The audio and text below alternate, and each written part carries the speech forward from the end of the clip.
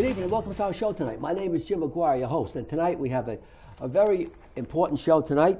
We're going to be talking about Catholic education in Putnam County. Basically, it's called CCD. That's the old terminology, but it's religious education. St. James Parish, St. James the Apostle, is the parish that brings education to the public school kids in this area. And we have two people from St. James are going to talk tonight about this wonderful program. I'll just mention who they are, and then I'll have them introduce themselves. We have the director of the program, Nicole Casio. Very good, Nicole, thank you. And a veteran teacher, Tim Danielson. He's been doing this for years. He's really a wonderful guy. And but before they introduce themselves, I just want to say a few things about this program, CCD. It goes back to 1562 in the city of Rome and Milan. The bishops there thought that these Catholic children who worked in the fields, they were farmers' children, and they worked in these big cities, that they needed some kind of instruction in Catholic doctrine. So they started this program, which was then spread like wildfire all over Italy and other countries. And then in 1908, the Archdiocese of New York decided to bring CCD to the three main boroughs. It was Brooklyn, the Bronx, and Manhattan, to help all these public school kids to get some idea of Catholic instruction because they really needed it in those days.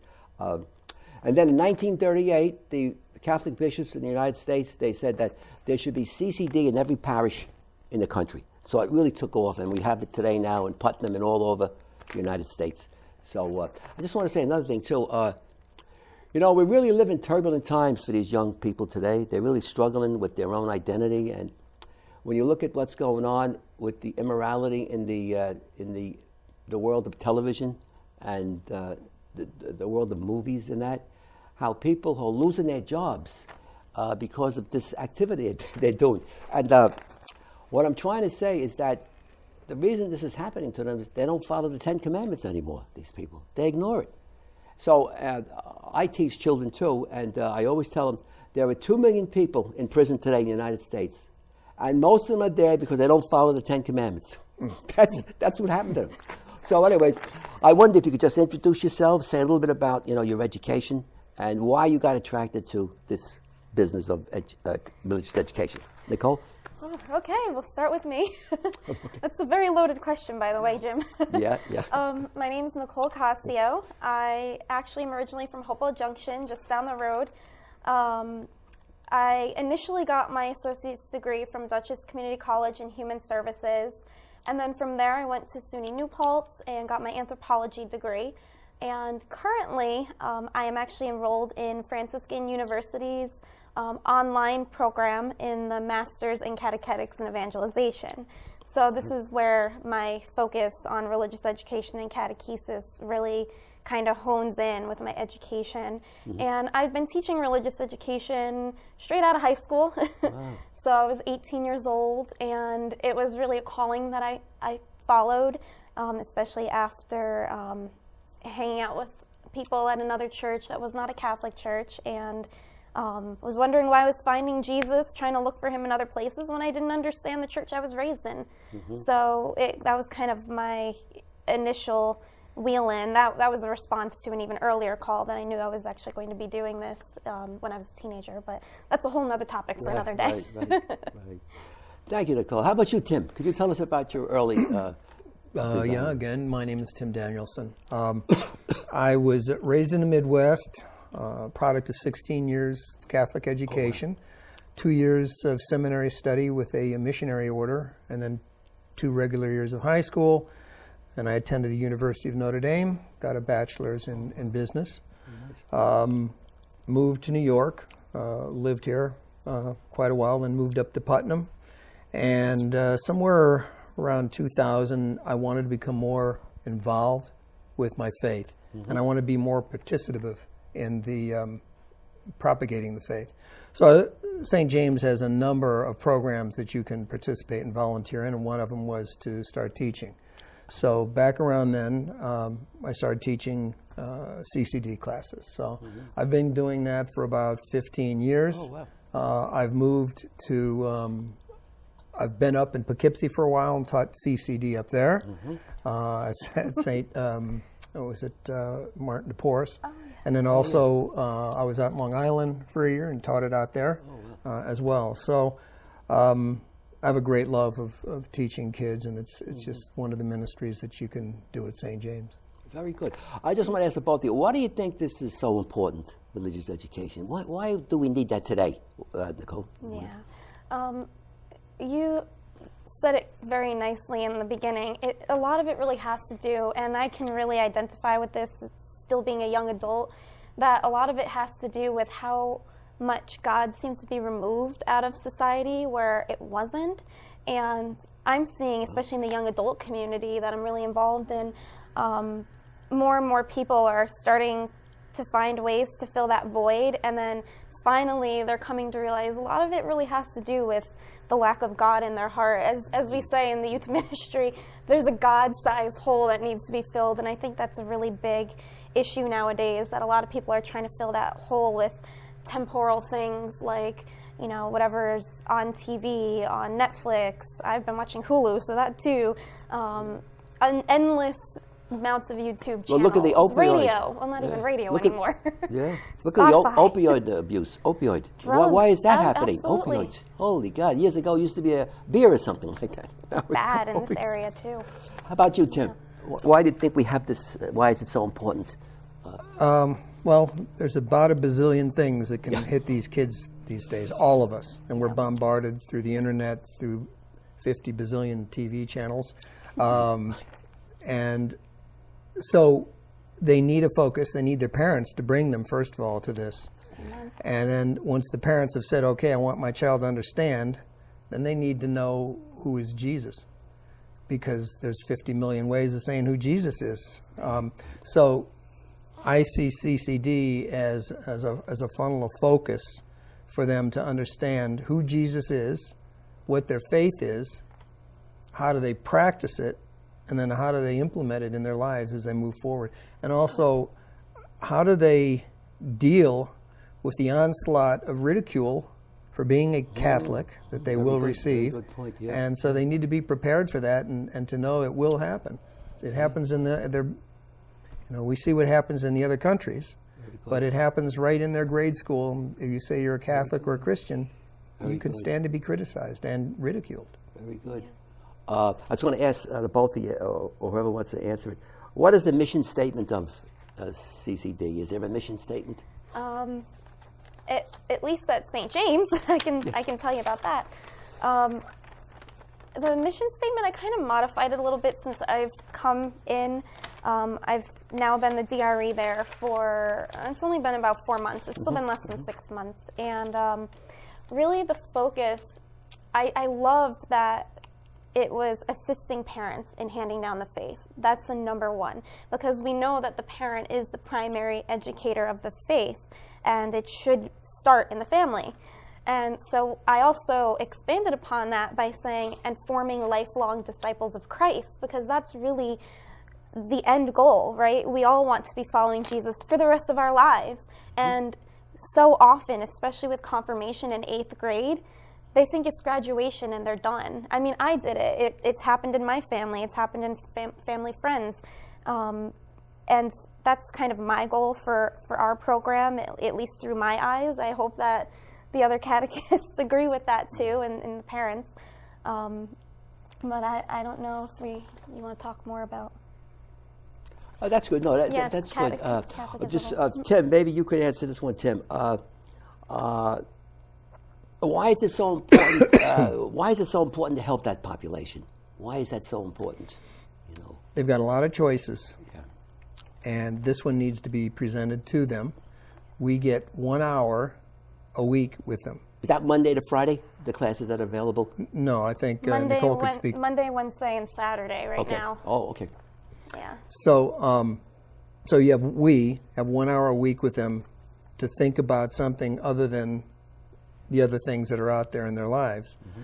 And so it's up to us to kind of focus them, channel their I have them on a Saturday morning when they've just gone through 5 days of school, and they have to come in on a Saturday morning and spend 1 more hour with this strange old guy that's trying to tell them about what their faith should mean to them. So I think it's important that that's included in the things that are attacking them for their attention. So that's the beauty of what CCD does, and I think Nicole will speak to it in a little bit, but she already mentioned it. It's the parents. If the parents haven't brought them in the first place, they're the ones that say, my child's important, I want them to have Jesus in their life. No matter what they've done or how they've practiced their faith, they know they want their child to be included in that. And that makes it easier on us, because then, it's mom and dad saying, I should be here. Right. So the idea is to bring it back to them that way, is as you're talking to them, well, your parents are including you. And I see in our text that a lot of this is, and Nicole has introduced some text that make sure you bring this back to the parents. You don't just have some old geezer up there talking to them for an hour, trying to explain things to them. And so, are there times during the year where the parents are invited to come and things happen with the parents and the children? Yeah, actually, currently the program offers kind of like a come into the classroom day. It has its pros and its cons from my experience, but they are invited to at least be involved in the lesson, see what the kids are doing in the class, meet the teachers and the catechists, which is nice. But I'm hoping down the line to actually do more events as well for families, because we need family catechesis. We need to provide an opportunity. Again, this is all opportune. Provide an opportunity to bring the parent and the child in the room together, working on something that they not only learn more about the faith, but then they're told to bring it home to them and do something at home, practice it at home, and then bring it back out into the world. It's very much a giving and a receiving, kind of a relationship that we teach them. So there could be classes for parents too, where they would come and maybe learn something about their faith. Right? Yeah, that would away. be handled probably in a different ministry, an adult faith formation, Right. which I wouldn't run, but I believe our parish does have it. Yeah. So, but I would also offer opportunities for both of them together at the same time. Yeah. What do you think? I was just going to say, we have RCIA classes that are for Catholics that want to, maybe usually adults or teenagers. There's a teenager RCIA as well, but mostly it's for adults, and who may have fallen away from their faith. They want to come back into it. It's a 9-month program where they're re-educated into their faith, and then they will. Some of them have to be baptized or reconfirmed. It all depends on. It's just straight up for people who want to convert to the faith. Right. Yeah. Right. And so there's that for the adults, and the parents could do this. But what Nicole was speaking to would be an excellent thing if you could somehow combine that. Yeah. Because I'm sure there are some members in the RCA classes that maybe have children that are in the CCD classes as well. So that'd be great. Yeah. Because it must be tough if kids go to CCD and they find their parents don't go to church on Sunday. That must be tough. What do they do? Yeah. How do they get there? They have to have a car. If the parents don't go, wow.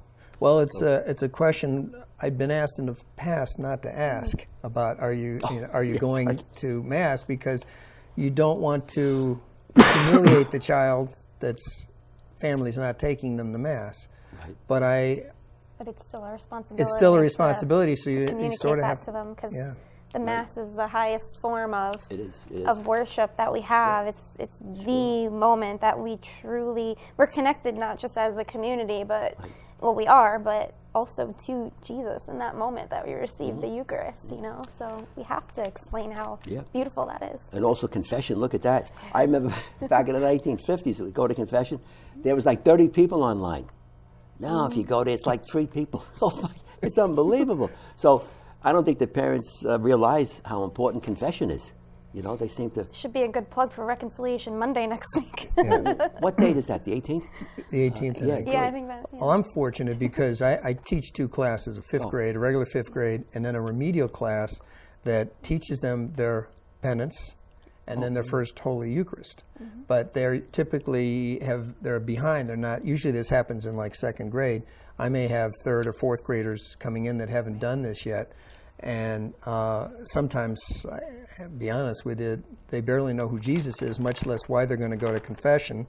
much less what are 7 sacraments. So you kind of have to bring them up to speed on that. Yeah. And then introduce them to that. Do we have any water here? Water. Bishop. Here's a little bit of water right here. Yeah. You know, another thing too is I was thinking about maybe Nicole, you could answer this. Are you okay? I hope that's not too strong, that stuff. Okay. It's good.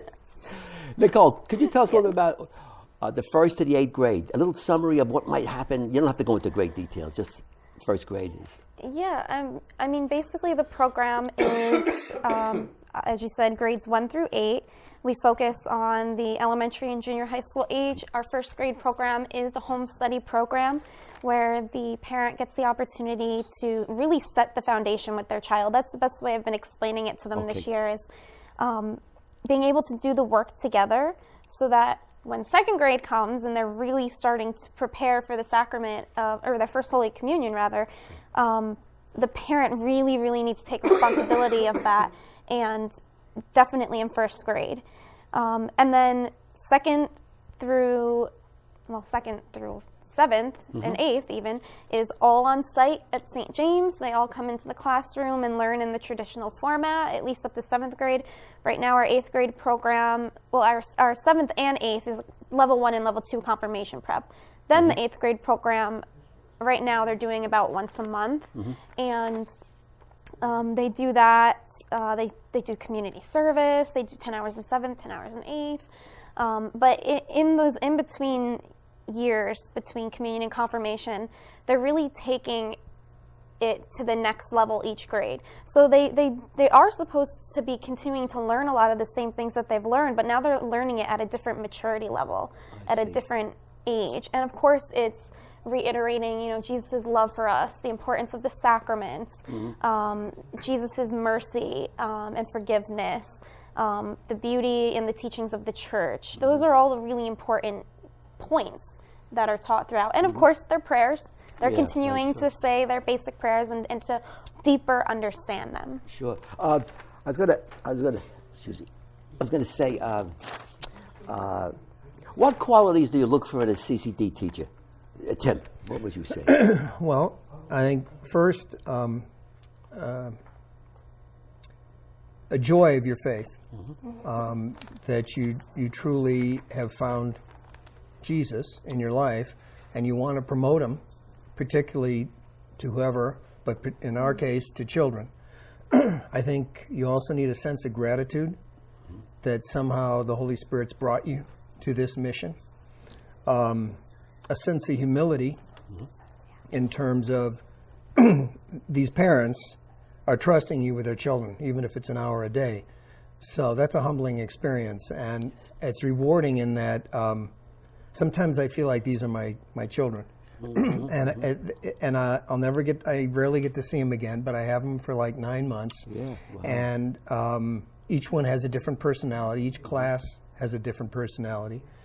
And it's kind of a joy to have these young children. I don't know if I'd be very good with teenagers, but I love the age group that I work with, and it's really great. Also, finally, I'd say patience. You need patience when you're dealing not with just children, but patience when you're trying to explain something that's spiritual.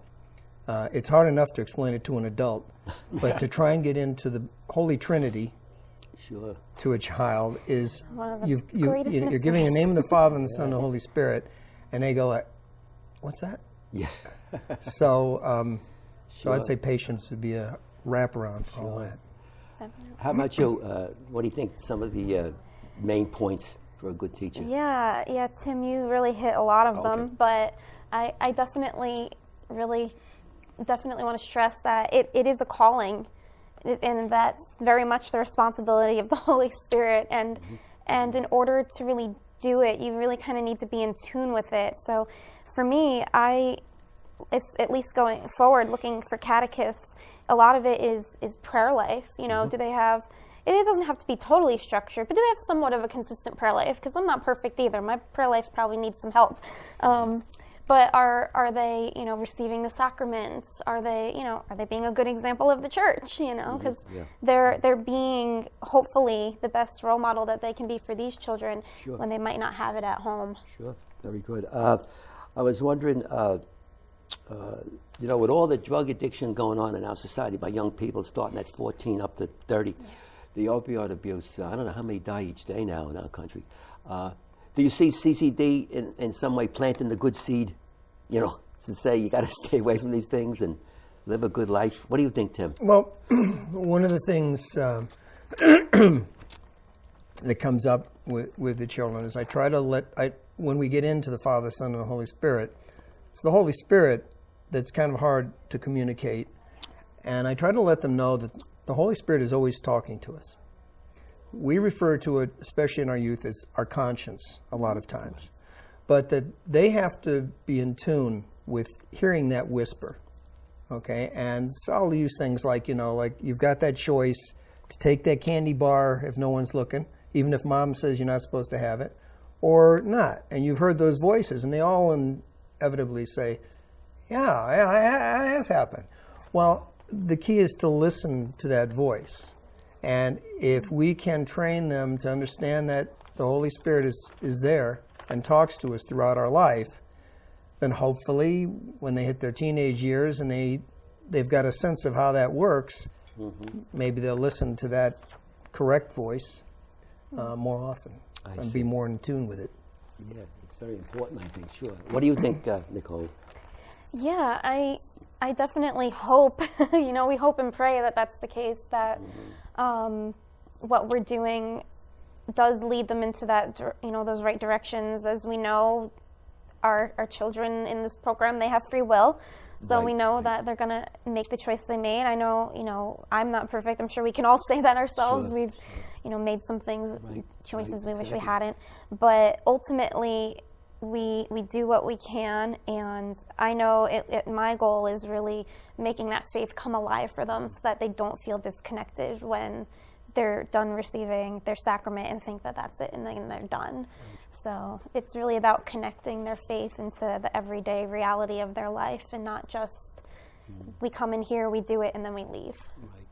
Right. Tim, how is confirmation so important? What does that do, you think? Well, I don't have 8th grade. Okay. But I do speak to it, particularly to the 5th graders, because part of that 5th year is going over the sacraments. So it's one that's ahead of them for a number of years. Right. But I do try to instill in them that when they do get to that point, it is very important because it's a reconfirmation of your faith.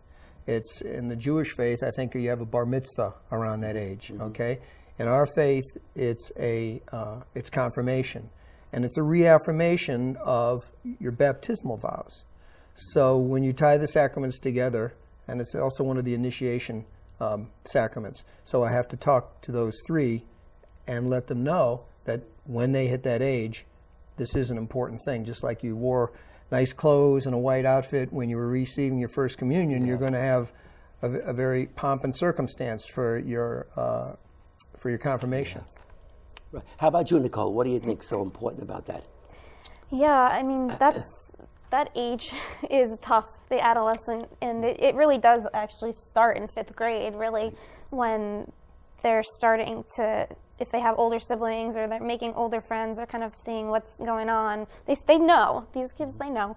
But by the time they get to 6th, 7th, 8th grade is really when we need to focus on again, preparing them to make adult decisions, and that's really important, and adult decisions within the church, within our faith. So, like you said before, the 10 Commandments, that's our guideline for our examination of conscience, right? Sure. So, for them to approach confession and reevaluate the choices that they've made. So, confirmation and the Holy Spirit assist them with that, and having that sacrament, I think, is crucial. Mm-hmm. I saw some literature in the books about CCD about helping children form a conscience and a spiritual eye. Would you want to talk a little bit about that, Tim? conscience and a spirit? Well, yeah, I kind of touched on it before. I think Yeah. the Holy Spirit speaks to all of us. Right. But there's a segment in the Old Testament where one of the prophets has a storm come at him, nothing. Has wind come at him, nothing. Has an earthquake happen, nothing. And then there's a whisper, and that's the Holy Spirit. But with all the noise that we have around, particularly in this day and age, that Holy Spirit is hard to discern. So the key is to work on that from an early age to make, if you make a child aware that the Holy Spirit does talk to you, that you try and get a sense of who the Holy Spirit is, and I always try to let them know that this is a topic, by the way, about the Trinity that when I'm 90, I still won't totally understand. Yeah. But we're not expected to understand. There's certain things we won't understand. I like to use the analogy of if you can fathom the size of the universe, we can't.